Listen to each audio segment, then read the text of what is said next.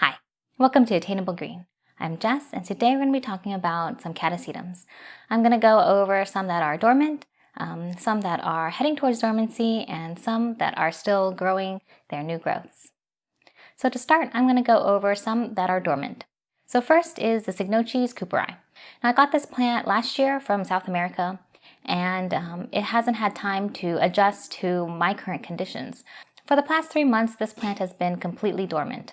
I haven't watered this plant, all of the leaves fell off, and the oldest pseudobulb had started to consume itself and rot off. The next plant is the Cloecia Rebecca Northern crossed with Marmotes Mimi wide segments. The latest growth is about 2 times the size of the older growths, and it's currently potted in the PET method. I think it really likes this setup, so I'm probably going to keep it for next year. So the next plant is the Cloacetum upper echelon crossed with Catasetum joseabalo. The latest growth is larger and fatter than the previous growth, and it's currently potted in a moss setup. This plant is still considered a seedling size plant, and it's not mature enough to be blooming. So I'm hoping that maybe next year this plant will be large enough and more mature enough so that we can see flowers from this one.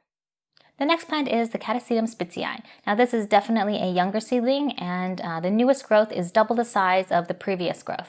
That's not saying much because it's still quite small, so it still has a ways to go before its full blooming size. Now the last plant that's dormant is the Catasetum Jean Porchet. I've had this plant for about 2 years already, and it's never done well in my care. I'm not sure if it was a weak plant overall, or if I made some mistakes with it, causing it to continue being weakened. This year's growth is about half the size of the previous growth, and that is very, very tiny. Not only that, this plant also got spider mites, and so I had to treat it, and it definitely got set back. Currently, this is potted in moss, and am leaving it completely dry right now.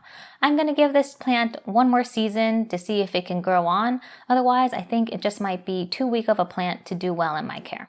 The next section are plants that are going into dormancy.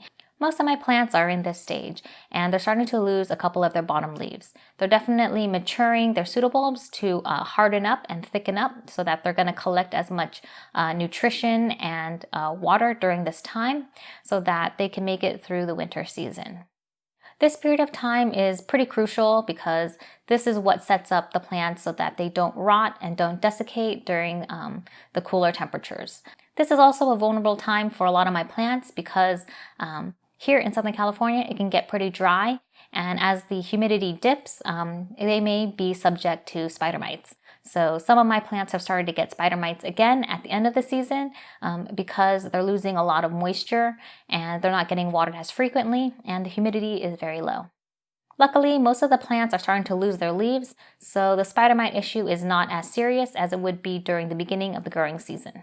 Some of my seedlings that were in my humidity tent were a little bit stubborn heading towards dormancy, so I decided to pull all of those out of the humidity tent and just put it outside in the cool, dry air so that it could signal and speed along the dormancy period.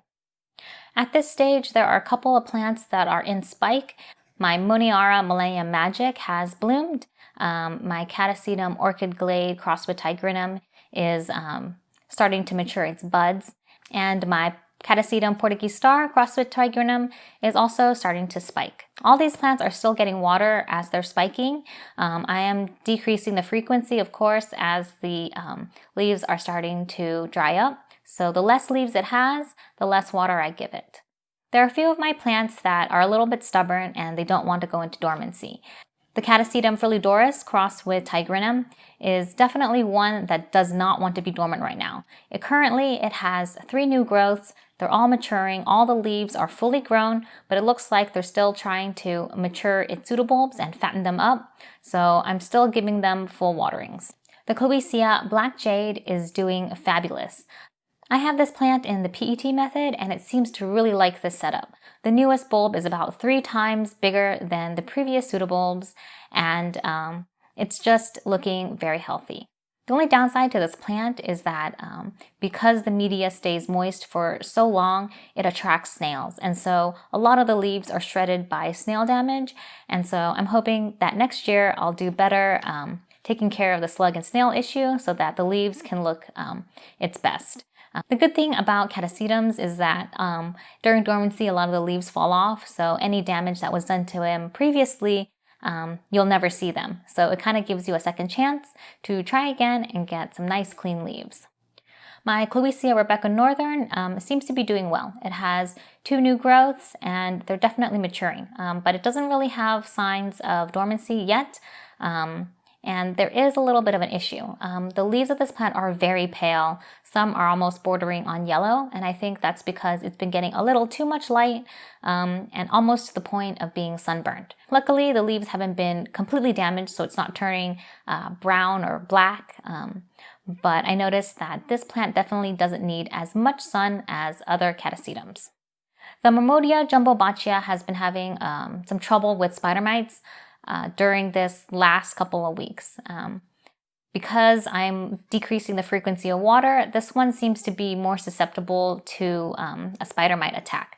I've noticed that the new growth is about the same size as the previous growth, but the leaves themselves have started to curl in and curl back because of the amount of spider mite damage and the decreased humidity in the air. So for next time, I think I'm going to keep this one in the humidity tent and make sure that I maintain adequate hydration for this one, because I know that this one tends to be stressed with drier conditions. So that's how some of my Catasetums are doing during this season. Some are dormant, some are getting into dormancy, and some are still growing. This is the time where my Catasetum collection kind of gets separated into different areas and different zones, depending on what stage they're at. This year, I trialed 3 different media setups for my Catasetums this year. It's still too early to tell what the results are, but overall, I think that by having some of my plants in the PET method and seeing how some of my plants are drying out, I've definitely been watering them a lot more this season than I have in the past. And because of that, I think that's why I've had a little bit more success with my plants, and as well as deterring the spider mites from attacking my Catasetums. The PET method gives a little buffer in watering my plants so that they don't dry out as quickly during the summer season. But now as the temperatures are cooling down and I want my plants to dry out, I'm having trouble drying out my plants that are in the PET method. So that's probably something I have to consider and adjust for next time. The plants that are in moss, they dry out really quickly. In the summer season, I have to water them almost every single day to make sure that they get enough hydration. And now as they're drying out, they dry out really fast. So every time I am trying to water them again, the moss is dry and very crunchy. As for the plants that are in self-watering containers, during the summer season, I kind of overwatered them. So then I had to keep dumping out the reservoir just to make sure that I had enough water, but not too much water for these plants. Now, as the plants are trying to go dormant, I'm trying to remove as much water and moisture from the reservoir as possible, and it seems to be doing fine. I'll do a more comprehensive comparison of my different media setups in the future, but for now, this is kind of my general notes and thoughts about how my Catasetums have been doing.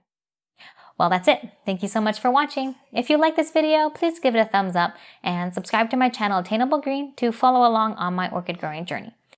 If you want to know more, there is a playlist of Catasetums and you can watch to your heart's content about how they're doing in my current environment. Thank you for watching and I'll see you in the next video. Bye!